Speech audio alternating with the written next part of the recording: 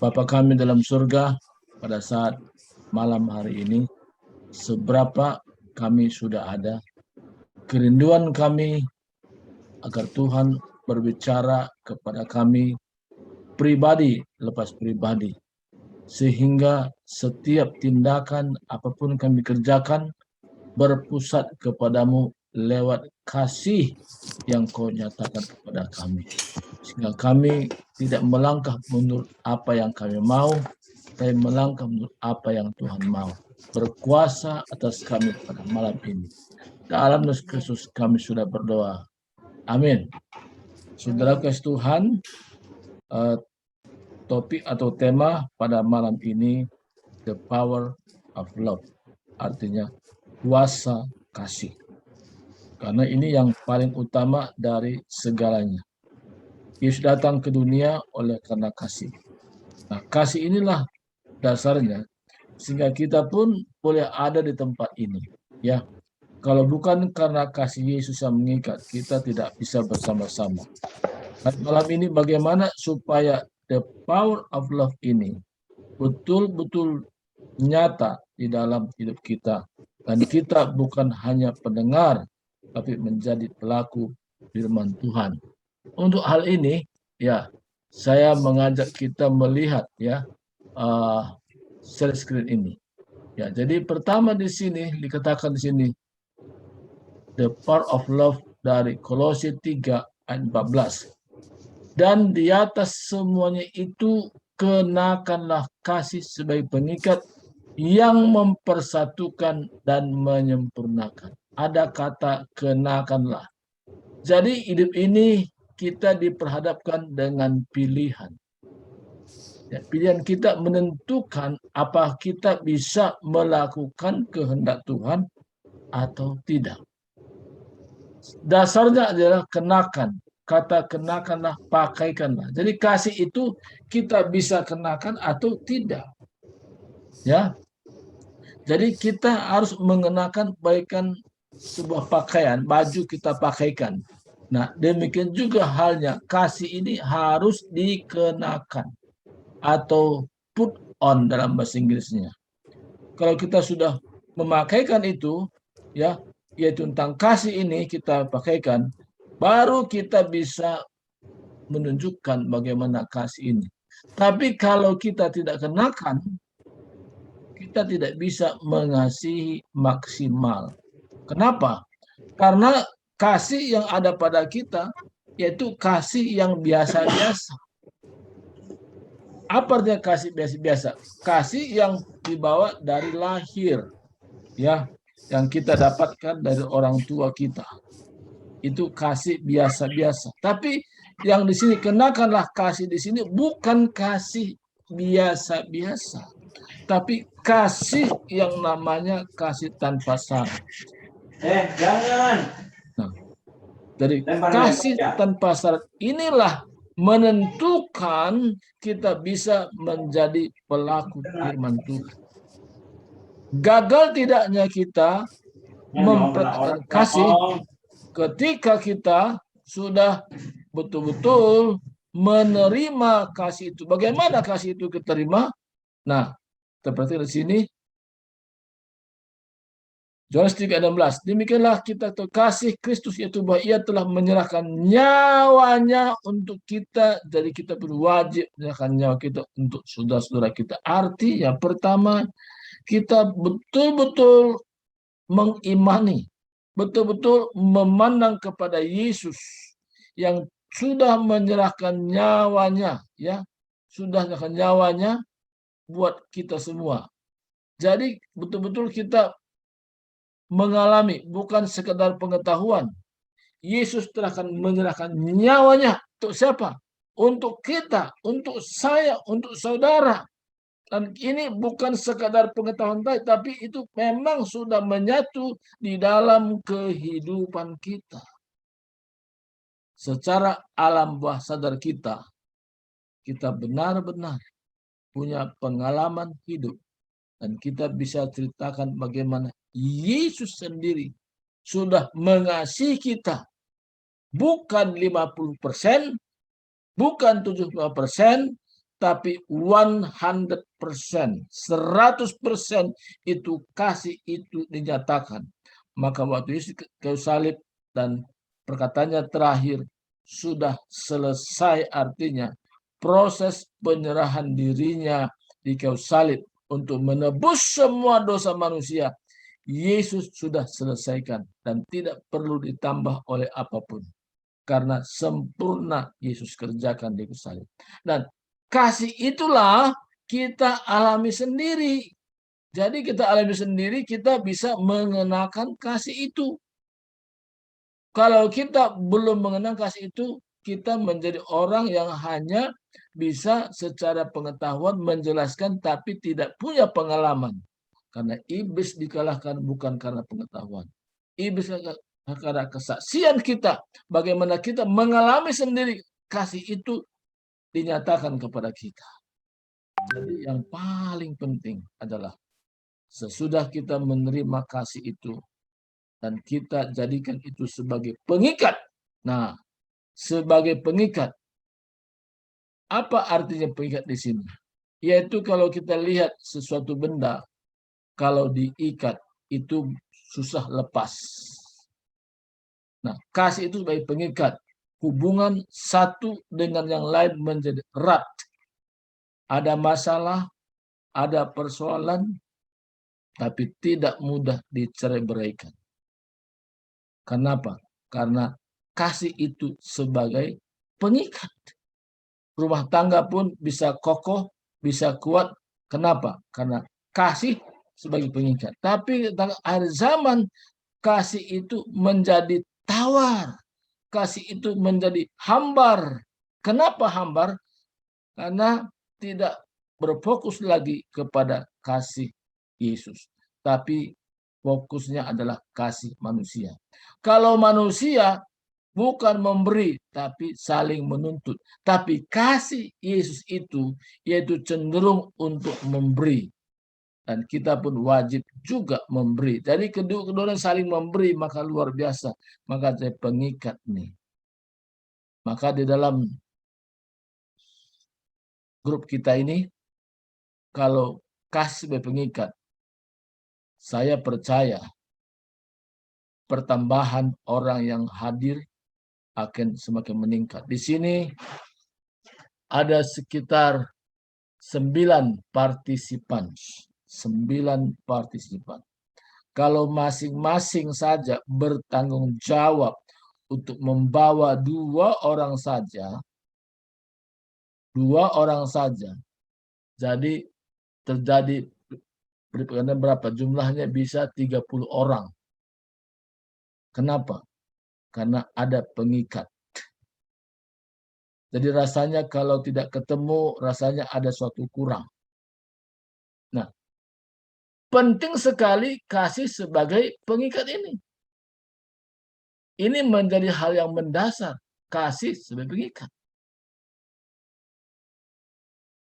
Maka sejarah The Power of Love ini adalah di mana kami menempatkan kasih itu menjadi terutama dari segala-galanya. Dan kami buat itu, kasih itu sebagai pengikat satu dengan yang lain.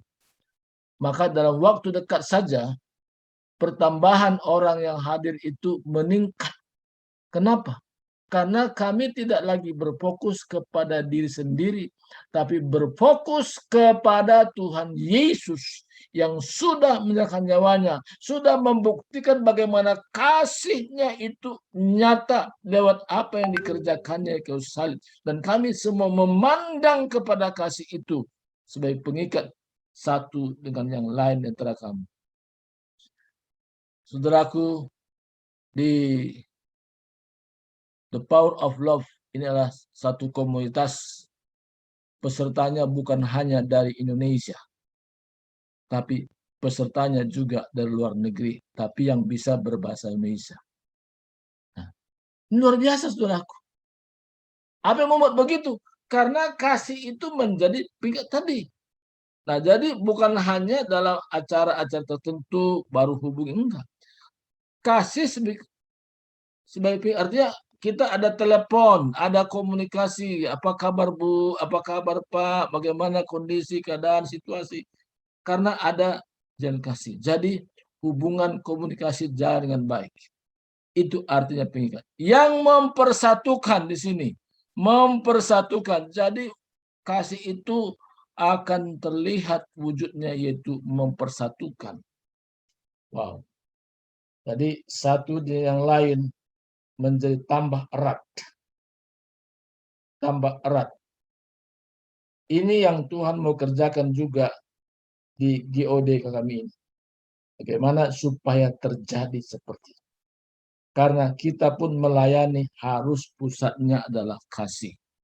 Kasih Kristus yang mendorong kita untuk ambil bagian di dalam pekerjaan Tuhan. Kasih ini menjadi pusat dari segalanya. Kasih adalah center, ya, sehingga pekerjaan Tuhan akan maju.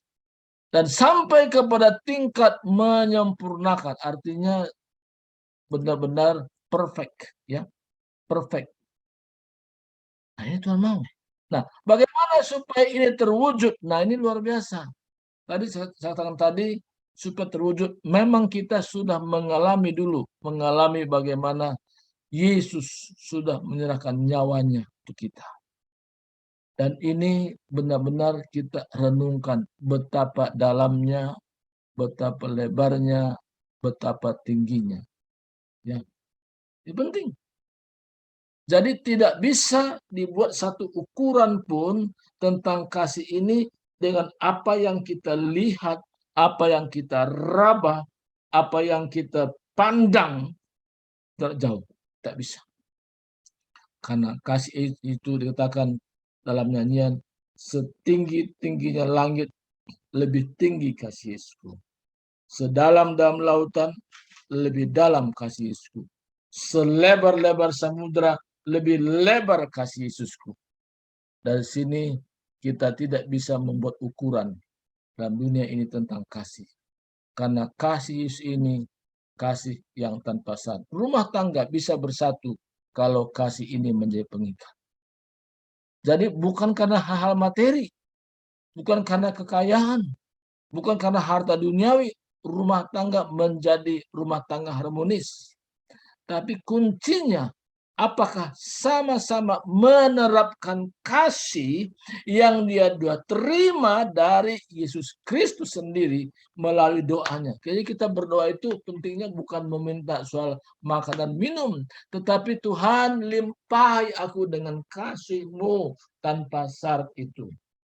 Jadi kita berdoa supaya kita mengalami sendiri, sehingga kita bisa menceritakan kepada orang lain bagaimana kasih itu wujudnya kita alami sendiri.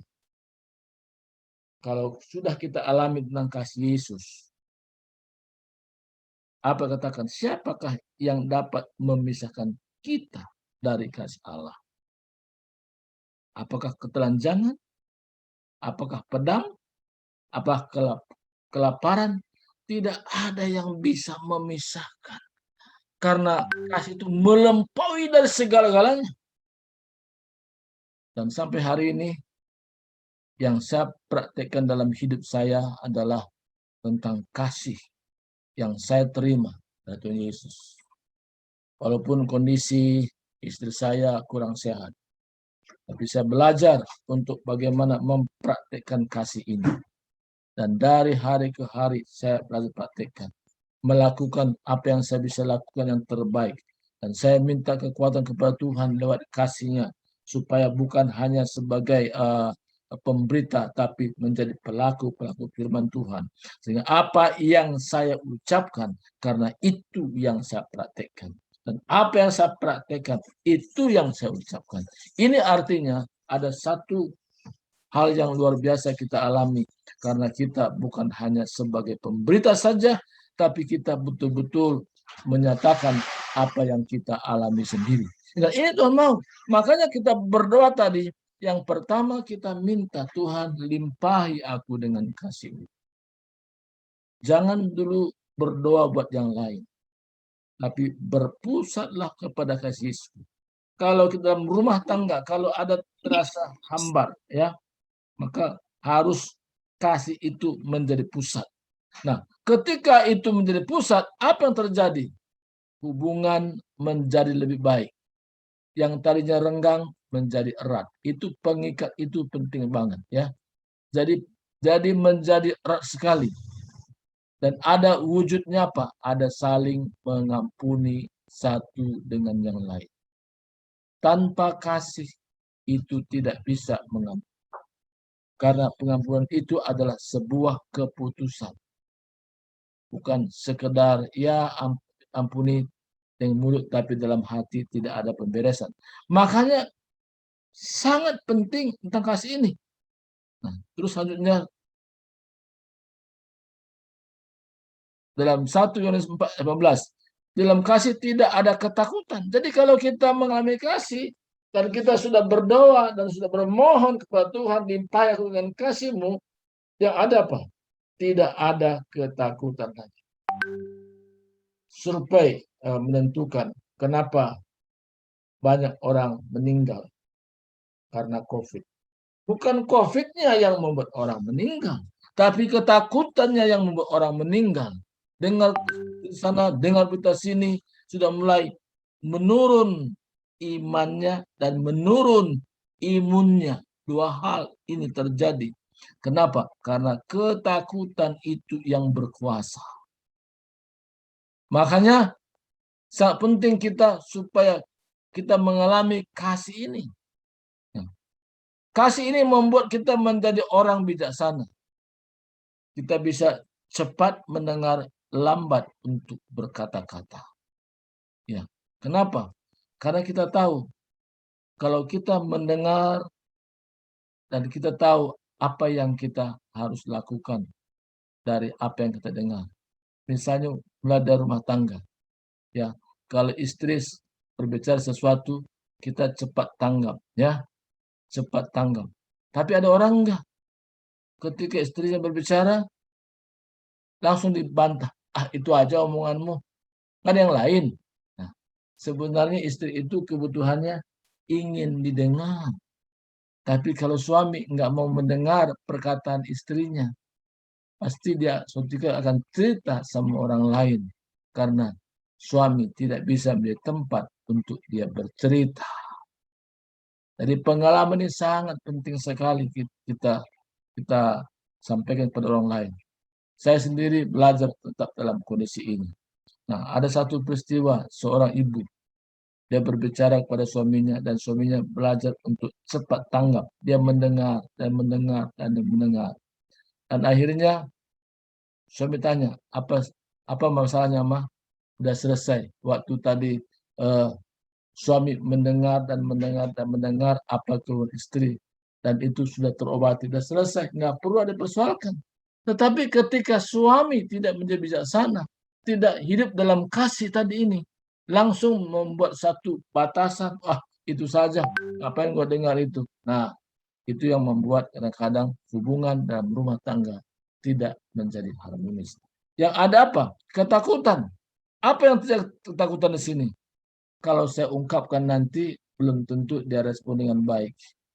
Kadang-kadang bisa jawabannya tidak menyenangkan, maka daripada bermasalah, udahlah nggak usah ceritakan. Kadang-kadang orang memendam dalam hatinya.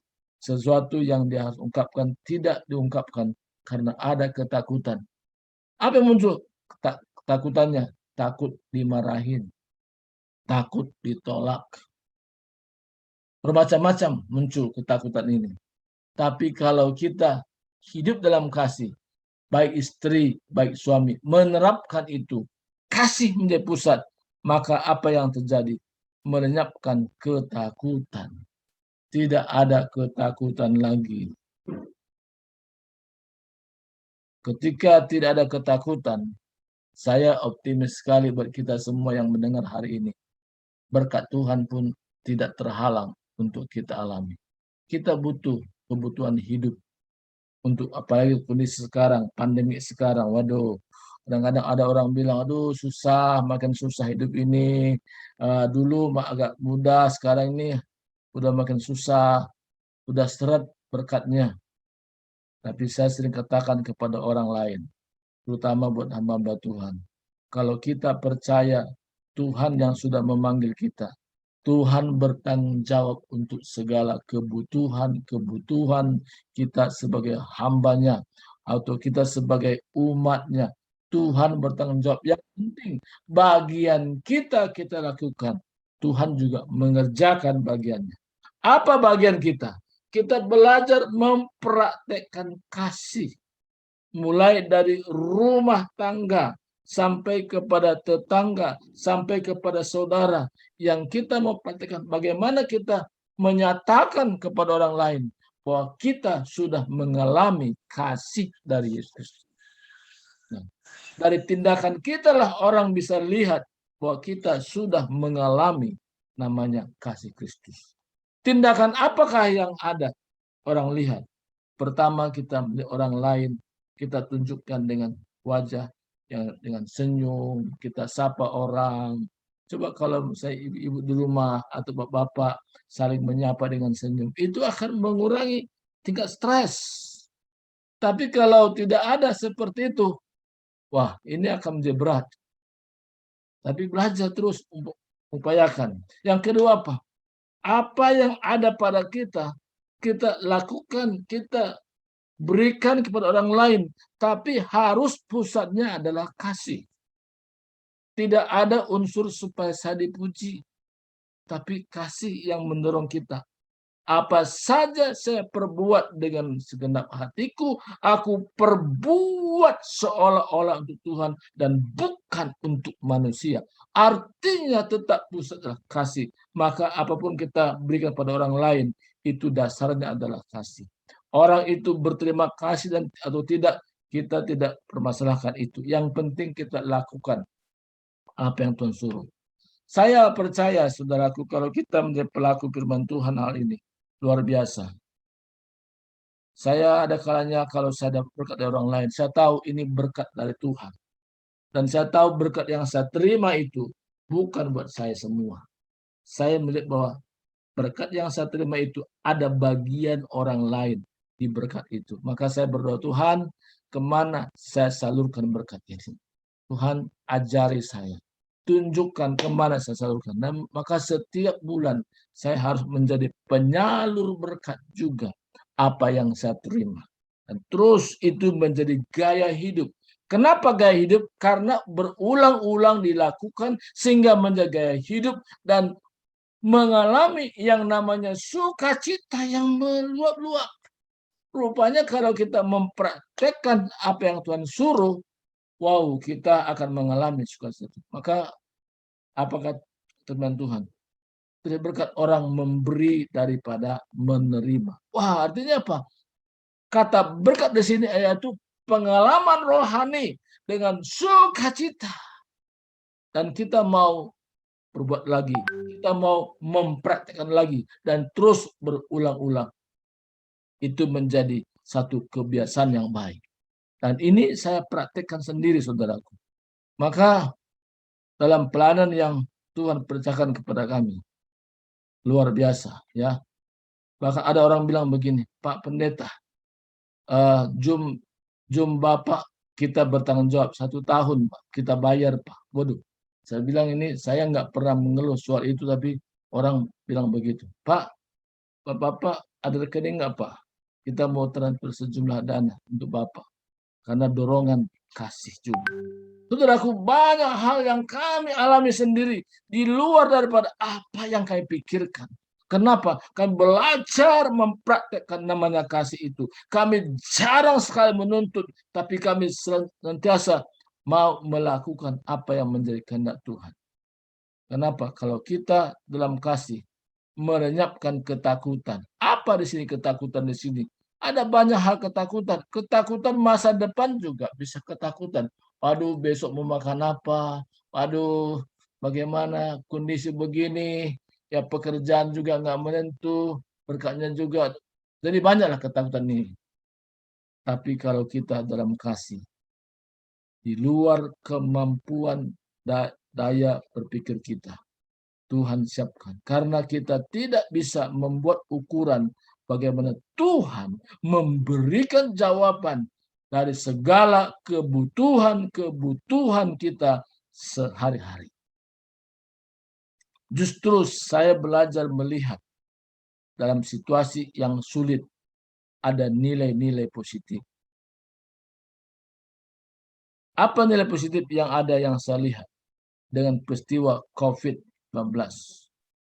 Saya sering bicara pada orang lain bahwa COVID ini menjelaskan kepada setiap orang percaya bahwa gereja itu bukan gedung, tapi gereja itu adalah kumpulan orang-orang percaya yang betul-betul mengerahkan diri tentang kasih Yesus di kayu salib. Dia sudah menyerahkan nyawanya dan memberikan nyawanya menjadi tebusan bagi banyak orang. Dan setiap orang yang percaya kepadanya dengan cara yang benar, dia pasti diselamatkan. Karena di depan Yesus tidak ada istilah mudah-mudahan. Ada kepastian yang nyata. Kalau kita selalu mengiring Yesus. Jadi saudara kasih Tuhan, kalau pusat kita adalah kasih Yesus, kita tidak ketakutan tentang masa depan. Kalau ada ketakutan, perlu dicek kenapa aku takut masa depan. Kenapa takut tentang kebutuhan bagaimana untuk tahun depan. Kalau kita dalam kasih, tidak ada sedikit pun kita taruh dalam hati kita tentang ketakutan masa depan. Kenapa? Karena Tuhan kita, Tuhan yang bertanggung jawab kepada setiap umatnya, pada setiap hamba-hambanya. Kebutuhan kita, Tuhan lebih tahu daripada kita sendiri. Karena dia melampaui segala akal, segala pikiran kita. Dia melampaui semuanya. Dan pada waktunya, apa yang kita butuhkan, Tuhan siapkan semuanya. Nah, ini luar biasa. Jadi kita tidak perlu ada lagi unsur-unsur ketakutan dalam diri kita. Kenapa? Semua disiapkan Tuhan. Ya. Dan tidak ada istilahnya, aduh bagaimana Tuhan memberkati kita. Saya punya pengalaman banyak dalam hal Tuhan bekerja ini.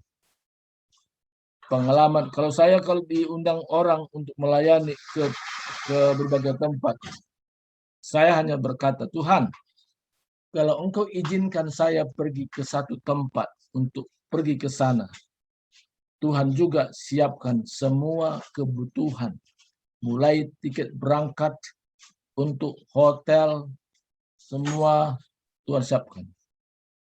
Suatu ketika saya ada undangan juga untuk mengunjungi Amerika ke Seattle. Kalau secara kemampuan saya tidak mungkin bisa berangkat ke sana. Kenapa? Karena tidak ada tabungan untuk bisa saya tunjukkan untuk mengurus visa untuk berangkat ke Amerika sebelum COVID. Tapi saudaraku, saya hanya berkata, Tuhan, kalau Tuhan punya rencana, Tuhan siapkan. Dari Amerika bikin surat untuk konsulat di Amerika di Indonesia. Waktu kami ngurus Surabaya. Katakan, kami mohon supaya pemegang paspor ini diberikan visa untuk berkunjung ke Amerika. Jadi permohonan bukan saya hanya bawa paspor doang. Tapi permohonan itu dari sponsor di Amerika. Maka waktu mau wawancara, dia lihat surat itu, dia bilang, pulang segera, tidak perlu kami wawancara, karena kami wawancara bukan dengan Anda, tapi kami wawancara dengan pihak sponsor Anda yang mengundang Anda datang ke Amerika. Dan saya pulang, saudara. Saya pulang, saya nggak sempat wawancara banyak-banyak, itu aja. Nah, pulang, seminggu kemudian, paspor dan visa sudah lengkap, diantar ke rumah. Itulah cara Tuhan.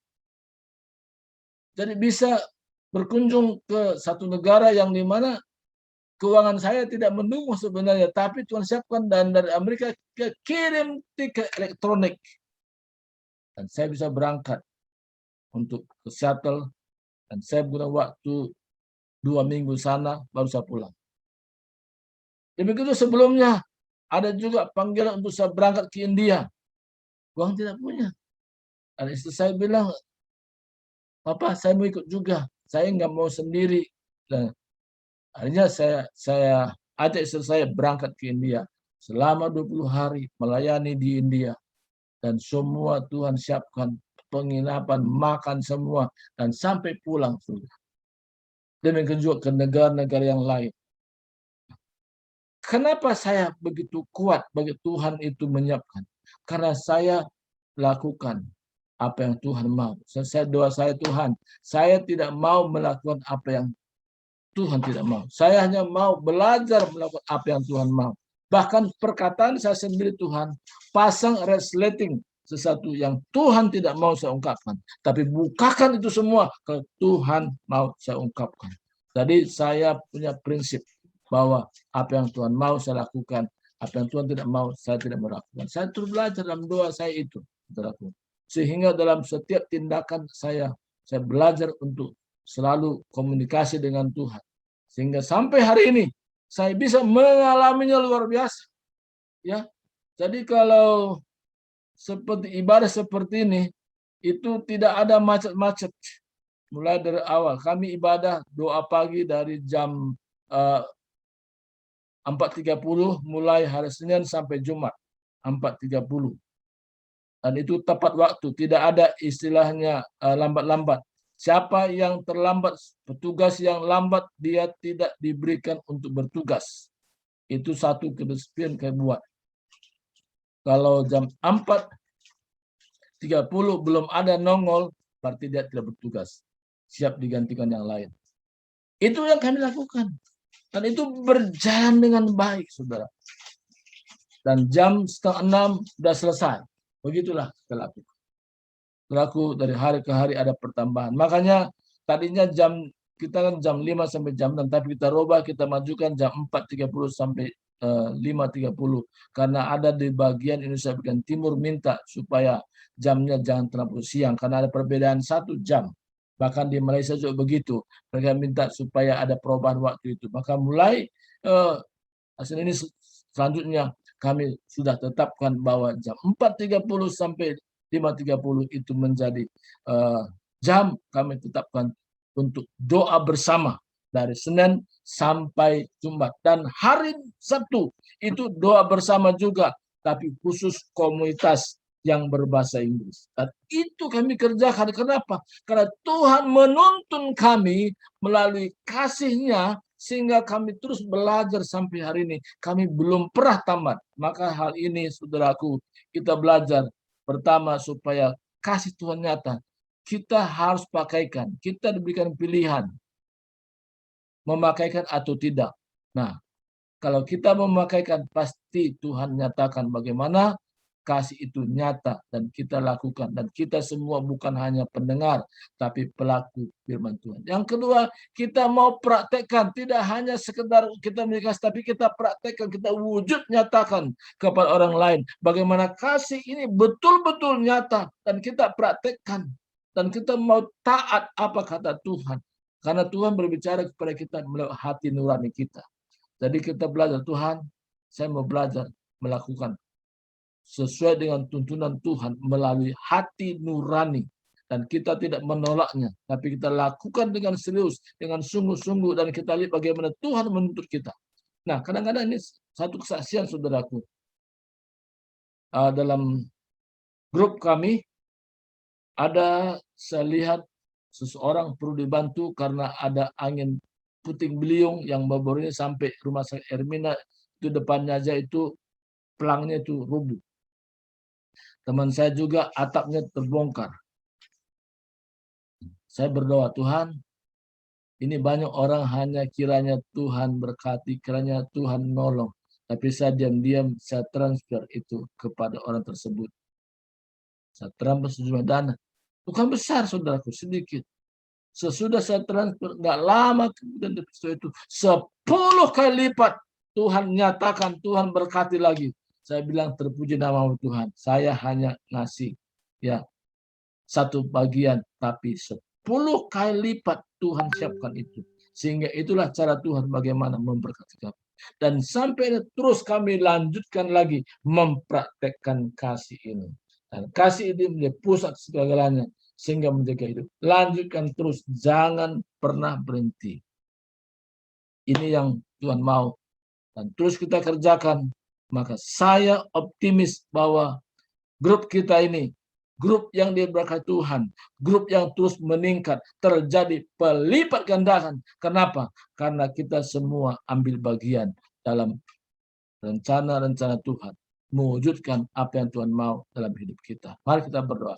Terima kasih Tuhan, hari ini hamba-Mu sudah berhenti menyampaikan maksud dan kehendak-Mu. Tapi Tuhan sendiri berbicara kepada kami secara khusus, menjabarkan firman-Mu, sehingga kami bukan hanya pendengar yang setia, tapi menjadi pelaku-pelaku firman Tuhan, sehingga terjadi pelipat gandaan.